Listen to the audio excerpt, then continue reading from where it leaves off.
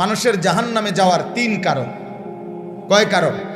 3 কারণ। 1 নাম্বার জাহালত, মানে মূর্খতা, দিন সম্পর্কে না জানা, এই কারণে জাহান্নামে যাবে।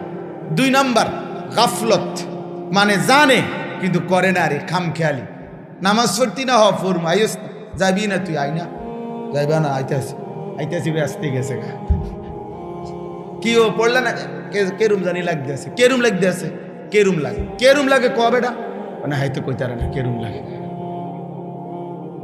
কেমন জানি লাগতেছে আর কি, ফাতরামি আর কি, ফাইজলামি আর কি, খামখেয়ালি।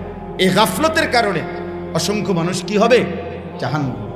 3 নাম্বার হলো দালালাত, পথ হারিয়ে ফেলা, পথ হারা, অর্থাৎ সঠিক গন্তব্য কোনটা, হক কোনটা, বাতিল কোনটা, হালাল কোনটা, হারাম কোনটা, এই পথটাই সে খুঁজে পায় না, পথে খুঁজে পায় না।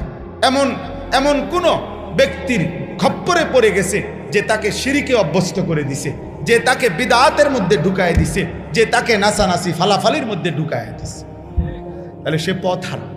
এজন্য জাহান্নাম, এজন্য জাহান্নাম।